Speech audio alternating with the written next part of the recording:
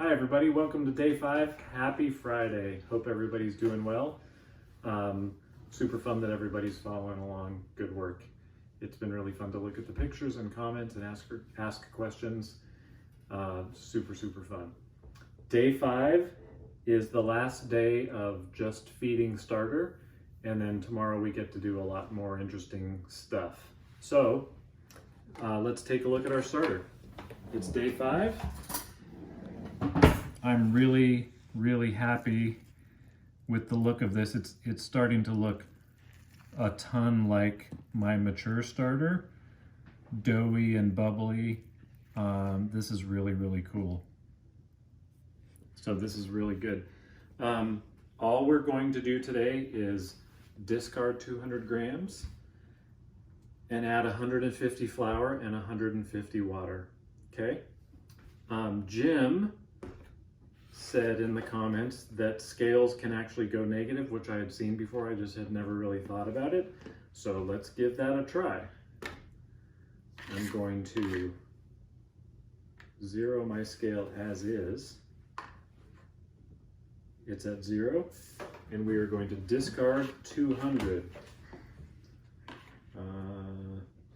Let's see how this goes. I'll give it a try. I'm going to guess what 200 is. Oh, seriously, check this out.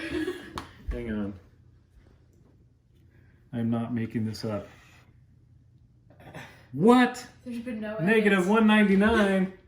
That's awesome. Okay, we nailed it first try. That is a pro move right there. Okay, but I forgot to get the flour out of the pantry, so 1 second. Here we go.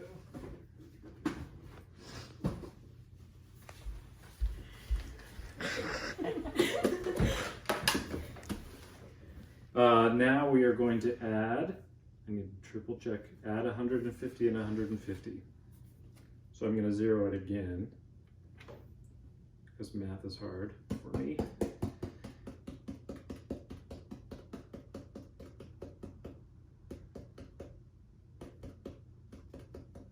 $100, 44, 48, 51, 151, okay? And Emma's espresso thing. Happy Friday, Emma. Happy Friday. Jesse, 150 plus 150 is what? 300. Okay, that's what we're going for. 202, 226.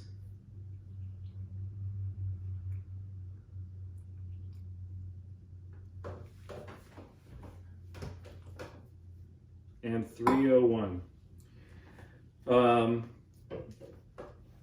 This is the, well, we have to discard a little bit tomorrow.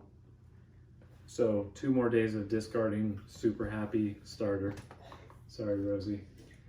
It is what it is. From then on, you won't have to discard any. We won't ever throw starter away once we're live. We just use some of it for baking and feed the rest of it, and that's all we do. So, sorry. This flour goes in the sink. Or this starter. This starter we stir together just like we've always done. It should really be rising now. I think a bunch of you have been commenting that yours is really bubbly and rising. So don't snap the lid on, just rest the lid on. And then that's it until tomorrow. Let's see, what's gonna happen tomorrow. I'm gonna post tomorrow, Saturday's video, by noon or 1. Well, let's say 1 o'clock. 1 o'clock tomorrow, because you need at least 5 hours before bed to get the dough ready. I showed you the auto lease yesterday. After auto lease, we're gonna add the starter. We're gonna blend it either with the mixer or by hand. I'll show you both of those. Then it sits and rests and slowly rises. And once an hour, we fold it at least 4 or 5 times. And then the fun part is forming it into the loaves and putting it in the fridge. And then Sunday morning we bake. So I will show you all of that tomorrow. by 1 o'clock, and you need to start no later than 5 o'clock tomorrow. That's the plan. No other questions to answer today. I think that's all I got. Anything else? Emma, you good? When's bedtime? When's 5 hours when's before bedtime? bed. Great question. You don't go to bed till 2 in the morning. That's a great question. I should clarify. Bedtime for me is 10 o'clock. So at least 5 hours before whenever you go to bed, you do the math. But bedtime for me is 10 o'clock. Happy Friday, everybody. See you tomorrow. Peace.